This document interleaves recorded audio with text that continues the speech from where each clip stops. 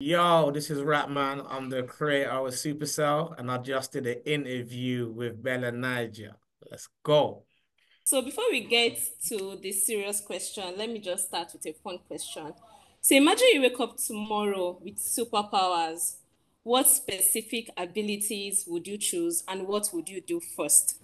I would probably choose teleporting so I could move around like that, super speed. Where would I go first of it though? I think I'd use it to see if I can go on holidays. So I'm cold in London, Wow. got no sun. Let me go to Naj and get warm for a couple hours and then come back in time for work. So I would probably use it to go on holiday and chill.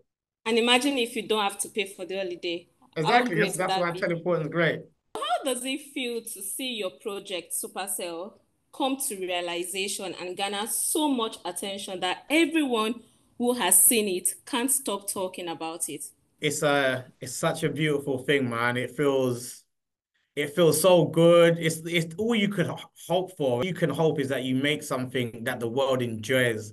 So when it came out and everybody's talking about it, the word is spreading. I feel proud. I just feel proud for myself and for my cast and for my crew and everybody that worked on it. Because I would tell my cast and crew before it came out, this is going to be one of the biggest shows in the world. Everybody's going to love it. Trust me, you're going to become famous. I've seen it all come to fruition. I feel happy that I could stick to my word. You wore many hats for Supercell, showrunner, creator, writer, and director. How were you able to combine these distinct roles? A lot of work and a lot of energy being used, man. I didn't even plan to wear all the hats, but when you just had such a clear vision for the show, I kind of ended up going over everything just to make sure the show came out exactly how I envisioned it up here, man. So I had a good team with me though. My business partner, Mokta Mohammed, he was an exec on the show. He helped me much. The other two execs from Netflix, they helped.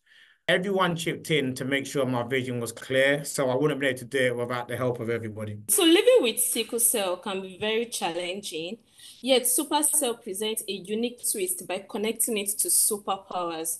So what inspired you to explore this positive spin on such a reality? Just in general, sickle cell, I never understood a disease that predominantly hurts Black people.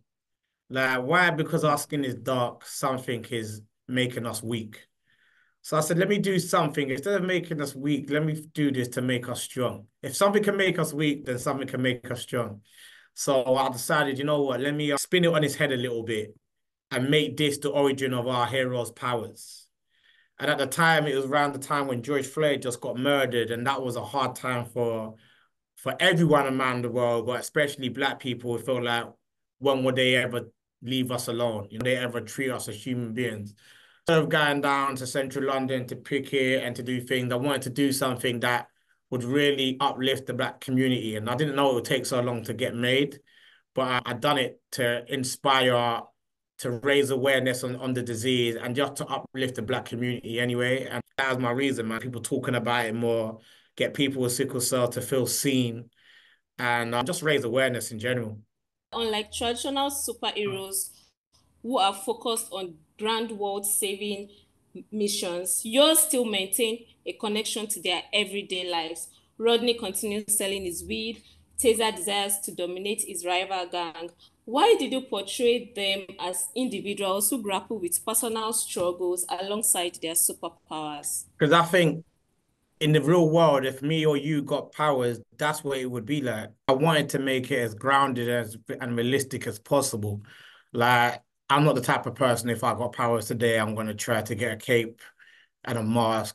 And that's not going to be me. I'm more going to be, how can I get my work to become better? How can I get my family's financial situation to become better and my own? How can I just make my life in general better before I go and save the world? And I think my characters reflect the same energy, which is they've got this power. How can they make them circumstances better for themselves? So that to me was just the whole foundation of the show, to make normal people get powers, people who are flawed, people who are selfish, people who are not perfect, who get these powers and they try to make their lives, improve their lives. That, and that is actually very relatable. So superpowers offer a unique visual experience where black skin is portrayed in a way that evokes pride. I looked at them and they look their skin looked like they just stepped out of the shower. Mhm. It was shiny, it was glowing. Can you elaborate on the creative processes behind this? Me and my director of photography, our biggest thing was we wanted everyone to look beautiful. We wanted London to look beautiful. We just wanted dark skin to shine instead of being always secondary in the lighting situation. So we got the latest camera, we done specific lighting setups, and we had a great makeup artist who specialized in black skin. So with that combination of the lighting, the makeup, the top technology camera, we was able to make everybody just look amazing. Man. Everybody looked good and everybody's skin was glowing. And that was a big contribute to the whole joint task of making it work. It wasn't just the one thing. So, we just wanted to make everybody look beautiful like they were, to show them as they should be. Thank you for that because I felt proud of my black skin when I watched Supercell. Mhm. The love story between Dionne and Michael is admirable and very secure, even amidst his discovery of his superpowers. So, how crucial was it for you to portray Black love in such a positive light? I always like to put a love story in my films or my shows because I think it's a universal language. You can be from any country or in the world, you understand what it's like to love somebody. And I think it was in me deciding to make it a black cast. The relationship was always going to be between two black people. I think there's just their chemistry really made it extra sweet because they were so good together, like as actors. They were just really on the same page, and it made it great to watch. And I think it's good that we get to see us in this light, black beautiful couple, sci-fi high-end drama. It's important to know that it can be done like this. So Yeah, we see some elements of the African culture, especially in the aspect of respect, like Taser becoming tired in the presence of his grandmother. He served her food, gave her water to wash her hands. What significance does weaving this cultural aspect into the series hold for you? it's just what my childhood was. Like I would be out in the street outside doing all sorts of trouble. But the minute I get home and my dad calls me to bring water to wash his hand, that is me. I'm not tired. So it was just a replica of what it's like to be a African Nigerian man living in London. Like as a young boy, that's what it was like. I might get up to all my stupidness outside, but when I came home, because once I get through that door, the tradition of my parents is just the same as the tradition as your parents back home. So it's important to show you that our parents are not the reason why we're doing stupidity in London, because our parents are still raising us the same way you're being raised back home. It's just when you go outside, you live a double life. So outside, I'm one person, I'm Rapman. Inside my house, I'm Uche, and I must do this and then do that. So I just wanted to show the African black experience. So when I go to Niger and see my people, they say they watch my stuff and they realize what it's like to be a African Brit living in London. Like they feel like they learn it from there. So I just wanted to keep on showing that.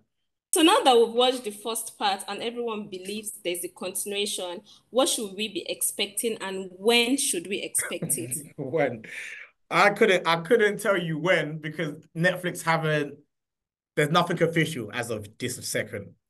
But if we do, Michael now has lost the woman he loves the most. So he's a a very different person. So I think you can be in store for a very dark version of Michael, and the story will only get better. So that means Dion is not coming back. I mean, the world that we live in, people can't come back from the dead, man. As far as I know now, so. But who knows? I think it's set in stone. But at this moment in time, Dion is dead. Dion is dead, man.